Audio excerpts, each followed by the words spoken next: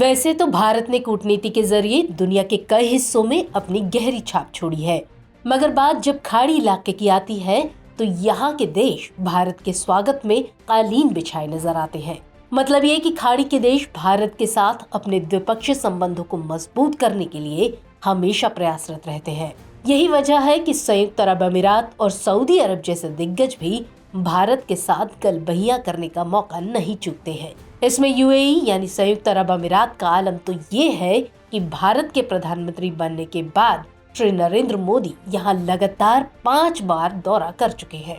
दरअसल बीते करीब 1 दशक से दोनों देशों के रिश्तों में खासी गर्माहट आई है।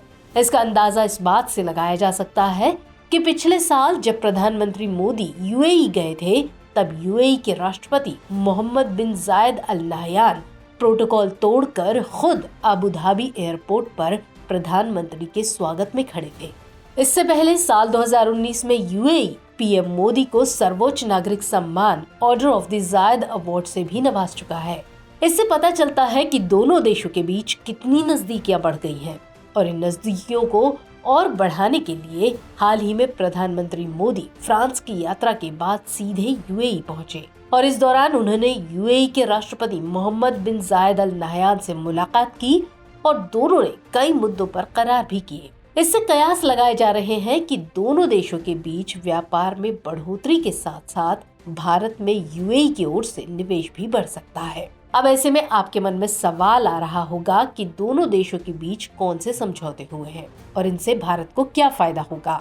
साथ ही एक सवाल ये भी हो सकता है कि यूएई भारत में इतनी दिलचस्पी क्यों ले रहा है और भारत के लिए यूएई क्यों खास है। तो चलिए आपके इन सभी सवालों पर एक एक करके बात करते हैं। दरअसल यूएई के राष्ट्रपति से मुलाकात के बाद प्रधानमंत्री मोदी ने ऐलान किया कि दोनों देश अपनी साझेदारी को मजबूत करने के लिए नई पहल कर रहे हैं। प्रधानमंत्री मोदी और यूएई के राष्ट्रपति के बीच हुई द्विपक्षीय बैठक के बाद जारी संयुक्त बयान में कहा गया कि भारत और यूएई कारोबारी लेन देन को डॉलर की बजाय स्थानीय मुद्राओं में शुरू करने पर सहमत हुए हैं। इसके लिए भारतीय रिजर्व बैंक और संयुक्त अरब अमीरात के केंद्रीय बैंक के बीच समझौता ज्ञापन पर हस्ताक्षर हुए हैं। यानी अब दोनों देशों के बीच भारतीय रुपये और यूएई की मुद्रा दिरहम में कारोबार हो सकेगा। जानकारों की माने तो इससे विनिमय दर जोखिमों को कम करने में मदद मिल सकती है और साथ ही इससे दोनों देशों की बैंकिंग प्रणालियों के बीच सहयोग के रास्ते भी बढ़ेंगे।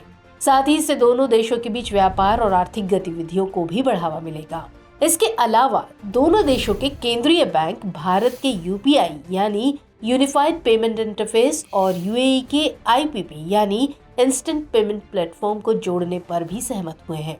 साथ ही दोनों देशों के कार्ड स्विच यानी रुपे स्विच और यूएई स्विच को भी जोड़ने पर सहमति बनी है। अब अगर आधिकारिक बयान की माने तो इन प्रणालियों के एकीकरण से दोनों देशों के निवासियों की भुगतान सेवाओं तक पहुंच बढ़ने के साथ साथ भुगतान की लागत भी कम होगी। तो मोटे तौर पर कहा जाए तो ये व्यवस्था लेन देन की लागत और निपटान समय को कम करने में मददगार साबित हो सकती है।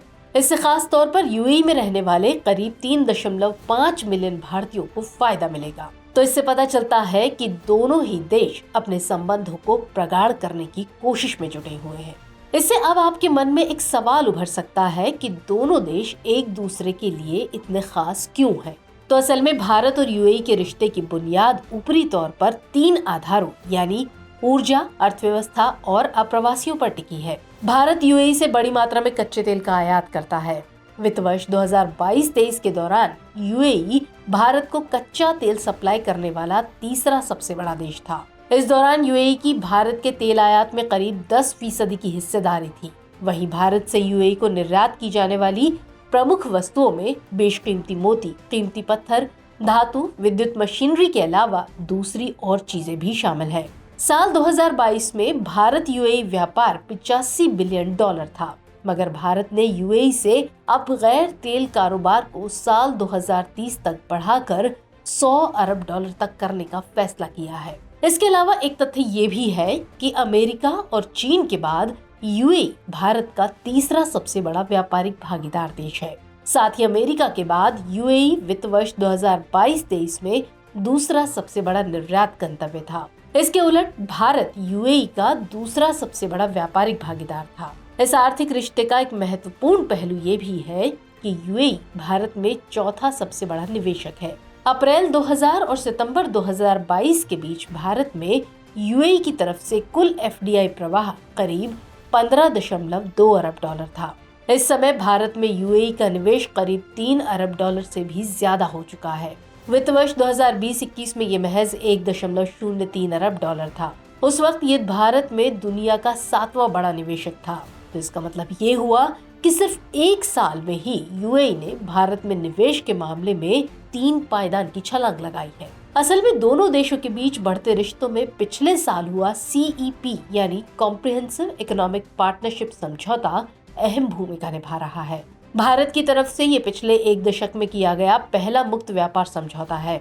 इससे पहले भारत ने साल 2011 में जापान के साथ मुक्त व्यापार समझौता किया था। ये भारत का किसी भी अरब देश के साथ हुआ पहला CEP या मुक्त व्यापार समझौता है। अब आप पूछेंगे कि भारत में यूएई इतनी दिलचस्पी आखिर क्यों ले रहा है? तो इसकी वजह है कि जैसे सऊदी अरब अपनी अर्थव्यवस्था में विविधता लाने की कोशिश कर रहा है, वैसे ही यूएई भी अपनी अर्थव्यवस्था में विविधता लाना चाहता है। वो भी अपनी अर्थव्यवस्था को केवल तेल निर्यात तक सीमित नहीं रखना चाहता, बल्कि अब वो अपना ध्यान खाद्य व्यापार, ग्रीन इंफ्रास्ट्रक्चर और रियल एस्टेट आदि पर भी केंद्रित करना चाहता है। और इस तरह यूएई तेल आधारित अर्थव्यवस्था पर अपनी निर्भरता को कम करना चाहता है और इसके लिए वो दुनिया भर में निवेश के लिए नए ठिकाने ढूंढ रहा है। उसका इरादा साल 2031 तक अपने विनिर्माण क्षेत्र को बढ़ाकर दोगुना करने का है और इस कवायद में वो भारत को एक भरोसेमंद भागीदार के तौर पर देख रहा है। और इसी के चलते वो भारत में निवेश करके भारतीय पेशेवरों की दक्षता का लाभ उठाना चाहता है। यही वजह है कि महंगे पश्चिमी विशेषज्ञों की तुलना में वो भारतीय पेशेवरों और तकनीकी विशेषज्ञों को तवज्जो दे रहा है। इसके अलावा उसकी भारत के हथियारों में भी दिलचस्पी है। वो भारत से ब्रह्मोस जैसी मिसाइल खरीदना चाहता है। जानकारों की माने तो वो भारत के साथ मिलकर सैन्य उपकरणों का निर्माण भी करना चाहता है। तो कुल मिलाकर कहें तो वैश्विक सप्लाई चेन में कार्यकुशलता के साथ अपनी जरूरतों को ध्यान में रखकर दुनिया के देश भारत के साथ अपनी भागीदारी बढ़ा रहे हैं। मगर यूएई के साथ भारत की साझेदारी के मायने खास हो सकते हैं, क्योंकि भारत की ऊर्जा जरूरतों के लिए महत्वपूर्ण होने के साथ साथ वो भारत का एक बड़ा निवेशक है। अमेरिका के बाद भारत सबसे ज्यादा निर्यात यूएई में ही करता है। इसके अलावा यूएई आतंकवाद के खिलाफ हमेशा भारत का मुखर समर्थक रहा है। यूएई खाड़ी देश के तौर पर भारत का अहम साझेदार है और वैश्विक बिरादरी में ये भारत के लिए बहुत मायने रखता है। तो चलिए चर्चा को विराम देते हुए नोट कर लेते हैं आज का सवाल। संयुक्त अरब अमीरात के लिए भारत की अपनी एक महत्ता है, स्पष्ट कीजिए।